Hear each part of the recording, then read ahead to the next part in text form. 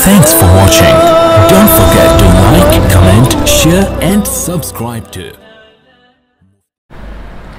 अस्सलाम वालेकुम नाज़रीन, आप देख रहे हैं कुरानी के एजुकेशन सेंटर में हूँ मोहम्मद अवैस। हमारे साथ मुफ्ती मोहम्मद मुजम्मिल साहब मौजूद हैं। आज हम मुफ्ती साहब से पूछेंगे, मुफ्ती साहब ये बताएं कि जो है वो इंसान की ज़िंदगी के साथ जो है वो माल, ईमाल और रिश्तेदारियों का जो है वो आखिरत में जो है वो कौन सी चीज़ जो है वो इंसान को फ़ायदा देगी। बिस्मिल्लाहिर्रहमानिर्रहीम। अल्लाहुम्मा सल्ली अला सय्यिदिना व मौलाना मुहम्मदिन व बारिक वसल्लिम।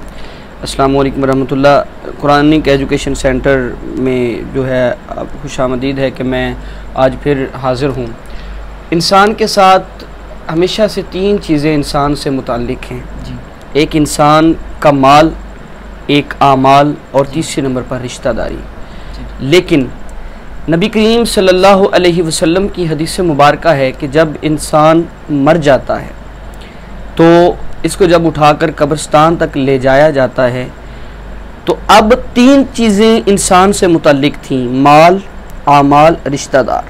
अब कब्रिस्तान की तरफ ले जाया जा रहा है तो कब्रिस्तान से पहले दो चीज़ें वापस आ जाएंगी और एक रिश्ता ऐसा है जो कब्र में साथ दाखिल हो जाएगा, जिसके पीछे इंसान सारी उम्र दौड़ता रहा। वो माल था और इस वहमो गुमान में था कि मैं जितना ज़्यादा पैसा इकट्ठा करूँगा ये मुझे मौत से बचा लेगा। लेकिन अल्लाह पाक ने कुरान मजीद में वाज़ेह लफ्ज़ों में फरमा दिया, क्या इंसान, क्या तेरा ये गुमान है कि तेरा माल तुझे मौत से बचा लेगा? हरगिज़ नहीं, मौत से तुझे तेरा माल नहीं बचा सकता।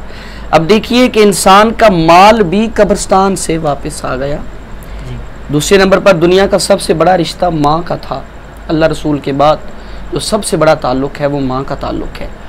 बच्चा घर देर से आए तो माँ खाना नहीं खाती, राह तकती है। लेकिन आज वो शख्स मरा पड़ा है, आज उसकी माँ जिंदा है लेकिन उसको रोक नहीं सकती, वो फिर भी कब्रिस्तान जा रहा है। यानी माल ने भी कब्रिस्तान तक साथ दिया, रिश्तेदारों ने भी कब्रिस्तान तक साथ दिया। अब वो दोनों वहाँ से लौट आए। अल्लाह के नबी ने फरमाया तीसरा ताल्लुक़ है इंसान के आमाल का। माल, आमाल, रिश्तेदार। माल और रिश्तेदार कब्रिस्तान से लौट आए और इंसान का अमल कब्रिस्तान में कब्र के अंदर बंदे के साथ दफन कर दिया गया। अब अमल भी दो किस्म का है, एक अच्छा अमल है, एक बुरा अमल है। इंसान जैसी भी जिंदगी गुजार कर जाएगा वो उसके साथ कब्र में दफन कर दी जाएगी। इसलिए मैं अपने कुरानिक एजुकेशन सेंटर के सामईन से ये अर्ज़ करूँगा कि खुदारा माल से इतना ताल्लुक़ रखें कि आपकी ज़रूरियात पूरी हो जाएं। माल से इतना ताल्लुक़ ना जोड़ें कि वो आपकी कब्र और आखिरत को भी तबाह बर्बाद कर दे। इसलिए रिश्ता अल्लाह और उसके रसूल का ही वफ़ादार है। वो दो रिश्ते इंसान के साथ हैं तो इंसान के साथ इन दो रिश्तों की वफ़ादारी कब्र में भी नज़र आएगी। और वो आमाल हैं जितने अच्छे करेंगे वो कब्र और आखिरत में हमारे लिए खैर का बाइस बन जाएंगे। वगरना क्या है, हज़रत उस्मान गनी रज़ी अल्लाह ताला अन्हु, आप जब किसी कब्र पर खड़े होते तो इस कदर रिकत तारी होती, इस कदर शदीद रोते। किसी ने कहा उस्मान इतना रोते हो कब्र को देखकर?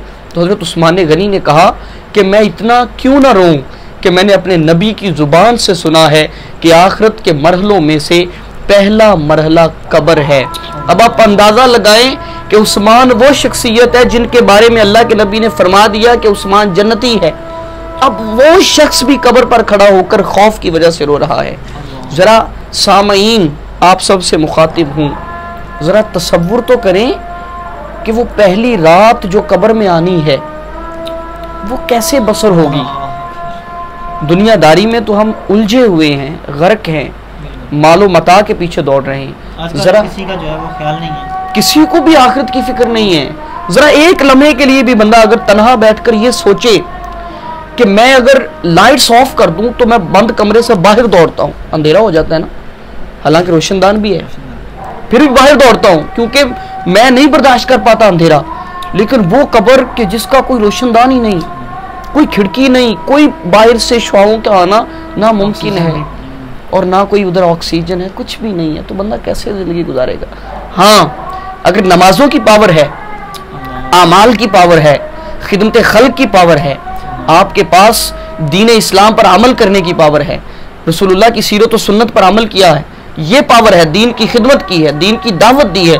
अगर ये सारी चीज़ें, ज़ुबान जिक्र का मज़ा लेती रही, पेशानी सजदों का मज़ा लेती रही, आंखें कुरान की ज़ियारत का मज़ा लेती रही, कान अल्लाह के जिक्र को सुनने का मज़ा लेते रहे, हाथ हर वक्त खिदमत खल्क में मसरूफ़ रहे, पाँव हर वक्त नेकी की तरफ दौड़ते रहे, तो फिर इंसान कब्र में जाए, आखिरत में उठे, कोई परेशानी नहीं। ये अमल रोशनी बनकर दाखिल हो जाएंगे, ये अमल ऑक्सीजन बनकर दाखिल हो जाए, गोया कि आपकी कब्र को जन्नत का बाग बना दिया जाएगा। अल्लाह के नबी ने फरमाया, अच्छे अमाल करने वाला शख्स कब्र में दाखिल होने के साथ ही उसकी कब्र को जन्नत के बागों में से एक बाग बना दिया जाता है, और बुरे अमाल करने वाले शख्स की कब्र को फ़ौरन से पहले जैसे लिटाया जाता है, मफ़हूम है कि उसकी कब्र को जहन्नुम का गड़ा बना दिया जाता है। तो नाज़रीन, ये फ़ैसला हमने करना है कि हम अपनी कब्र को जन्नत के बागों में से एक बाग बनाना चाहते हैं या जहन्नम के गढ़ों में से एक गड़ा बनाना चाहते हैं। वाखिरु दावाहुम अल्हम्दुलिल्लाहि रब्बिल आलमीन। बहुत बहुत शुक्रिया जी। नाज़रीन, अल्लाह ताला हमें जो है ना समझने की और अमल करने की तौफीक अता फरमाए। इंशाअल्लाह अगले प्रोग्राम में फिर हाज़िर होंगे, तब तक के लिए हमें इजाज़त दीजिए। अल्लाह हाफ़िज़।